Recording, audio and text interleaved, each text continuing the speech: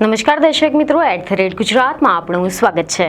ચોમાસાની ગતિ આ વખતે ગુજરાતમાં ભલે અનિયમિત રહી હોય, પરંતુ ભાદરવામાં મેઘરાજા ભૂક્કા બોલાવવા માટે તૈયાર થઈ ગયા છે। જેમ આપણા સૌને ખબર જ છે કે ભાદરવાની શરૂઆતની સાથે જ મેઘરાજા ફરી એકવાર સક્રિય થઈ ગયા છે। ગુજરાતમાં ચોમાસું આગળ વધી રહ્યું છે અને અત્યારે ગુજરાતના મોટાભાગના વિસ્તારોમાં મેઘમહેર થઈ રહી છે। રાજ્યના અનેક જિલ્લાઓ તેમજ શહેરોમાં વરસાદ જોવા મળી રહ્યો છે। ક્યાંક મધ્યમ, ક્યાંક ઝરમર તો ક્યાંક ભારે વરસાદ થઈ રહ્યો છે। પરંતુ હવે તો ગુજરાતમાં આંધી તોફાનની સાથે મેઘો તાંડવ મચાવશે તેવી આગાહી સામે આવી છે। જી હા, એક સાથે સક્રિય થયેલી વેસ્ટર્ન ડિસ્ટર્બન્સ અને લો પ્રેશર સિસ્ટમના કારણે ગુજરાતમાં આ મહિનો એટલે કે સપ્ટેમ્બર મહિનોમાં ભારે વરસાદની સંભાવના વ્યક્ત કરવામાં આવી છે। એટલું જ નહીં, ઓગસ્ટમાં રેકોર્ડ વરસાદ પછી નૈઋત્યનું ચોમાસું વધુ તીવ્ર બની રહ્યું છે। ગુજરાતમાં ફરી એકવાર ભારે વરસાદની આગાહી કરવામાં આવી છે। એવા અહેવાલ સામે આવ્યા છે કે હવામાન વિભાગે આગાહી કરી છે કે આગામી 7 દિવસ દરમિયાન ગુજરાતના વિવિધ ભાગોમાં ભારેથી અતિ ભારે વરસાદ થઈ શકે છે। IMDના જણાવ્યા અનુસાર 4 થી 6 સપ્ટેમ્બર દરમિયાન ગુજરાતમાં કેટલાક ભાગોમાં ભારેથી અતિ ભારે વરસાદ થઈ શકે છે। ગુજરાતમાં 4 થી 6 સપ્ટેમ્બર દરમિયાન ભારેથી અતિ ભારે વરસાદની સંભાવના છે।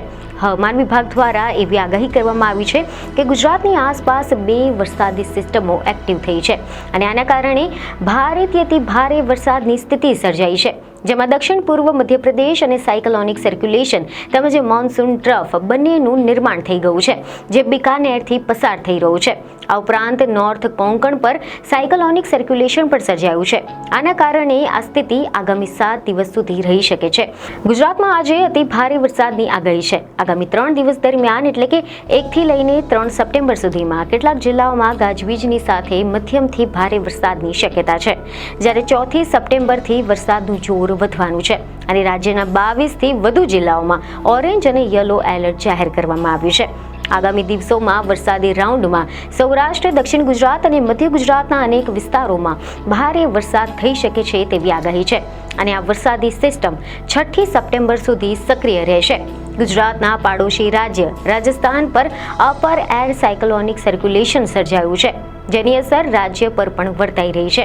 ગુજરાતની આસપાસ 2 જેટલી વરસાદી સિસ્ટમ સક્રિય હોવાથી ભારેથી અતિ ભારે વરસાદની શક્યતા છે, જેથી 3 સપ્ટેમ્બર સુધીમાં દક્ષિણના દરિયાકાંઠાના ભાગો માટે માછીમારોને દરિયો ન ખેડવાની સૂચના આપવામાં આવી છે। અહેવાલ એવા મળી રહ્યા છે કે હવામાન વિભાગે 1 સપ્ટેમ્બરના રોજ સાબરકાંઠા, અરવલ્લી, પંચમહાલ, દાહોદ, મહીસાગર, નવસારી, વલસાડ, દમણ, દાદરાનગર હવેલીમાં છૂટાછવાયા સ્થળોએ ભારે વરસાદ અને વાવાઝોડાની આગાહી સાથે યલો એલર્ટ જાહેર કર્યું છે, જ્યારે 2 સપ્ટેમ્બર માટે એટલે કે આવતીકાલ માટે સુરત, તાપી, ડાંગ, નવસારી અને વલસાડ જિલ્લાઓમાં યલો એલર્ટ જાહેર કરવામાં આવ્યું છે।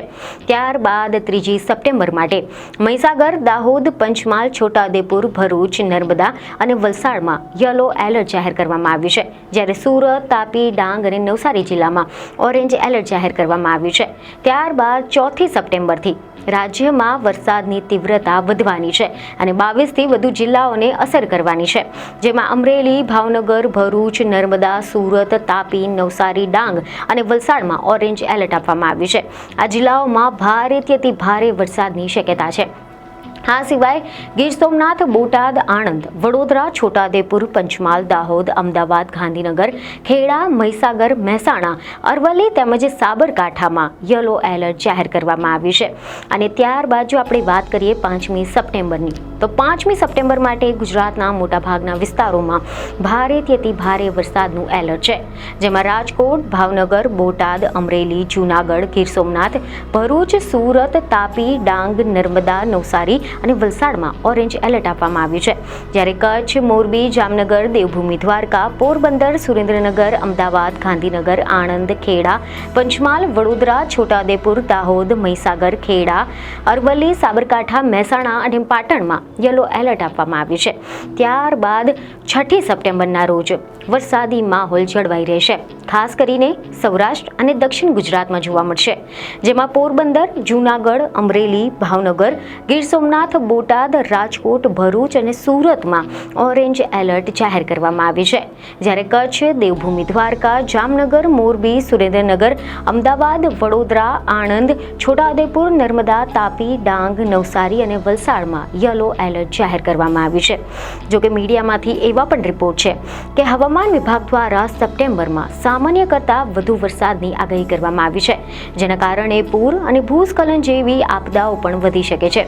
ઓગસ્ટમાં રેકોર્ડ વરસાદ પછી આ ચોમાસું વધુ તીવ્ર બની રહ્યું છે, જેમાં ઉત્તરાખંડ, હિમાચલ અને ગુજરાત જેવા વિસ્તારોમાં વિશેષ ચેતવણી જારી કરવામાં આવી છે. અને આ વરસાદના કારણોમાં પશ્ચિમી વિક્ષેપો અને લો પ્રેશર સિસ્ટમનો સમાવેશ કરવામાં આવી રહ્યો છે. અહેવાલ એવા સામે આવ્યા છે કે ભારતીય હવામાન વિભાગે રવિવારે જાહેર કરેલા અહેવાલમાં એવું જણાવ્યું હતું કે ચાલુ સપ્ટેમ્બર મહિનામાં દેશમાં વરસાદ સામાન્ય કરતાં વધુ થવાનો છે, જેમાં મોટાભાગના વિસ્તારોમાં સામાન્યથી લઈને વધુ વરસાદ થઈ શકે છે.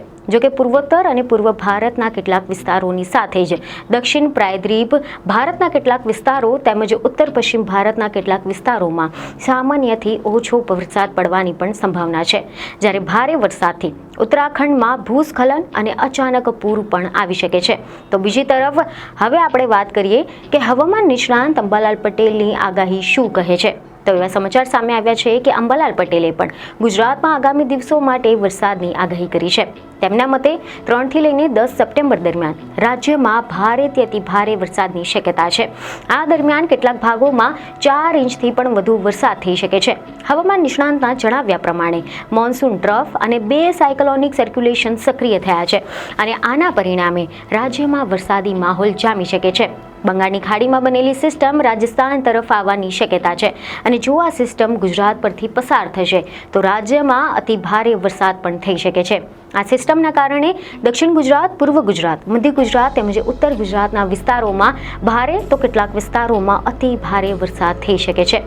અનેક જિલ્લાઓમાં ભારે વરસાદની આગાહી પણ કરવામાં આવી છે. આની અસરથી ગુજરાતમાં ફરી એકવાર કેટલાક વિસ્તારોમાં વરસાદનું પ્રમાણ વધી શકે છે અને આગામી દિવસોમાં રાજ્યમાં ગાજવીજની સાથે 30 થી 40 કિલોમીટર પ્રતિ કલાકની ઝડપે પવન ફૂંકાઈ શકે છે, જેના કારણે વાહન ચાલકો અને સામાન્ય જનતાને સાવચેત રહેવા માટે વિનંતી કરવામાં આવી છે. દક્ષિણ ગુજરાતના દરિયાકાંઠે ભારે વરસાદ અને પવનના કારણે તોફાની મોજા ઉછળી શકે છે, જેને ધ્યાનમાં રાખીને માછીમારોને પણ આગામી દિવસોમાં દરિયો ન ખેડવાની સૂચના આપવામાં આવી છે. તો આ હતી હવામાનને લગતી કેટલીક મહત્વની જાણકારી. તો આશા છે કે આ વિડીયો તમને મહત્વનો લાગ્યો હશે. તમારા વિડીયોને લાઇક અને શેર જરૂરથી કરજો. બીજને ખબર સાથે ફરી મળીશું. ધન્યવાદ.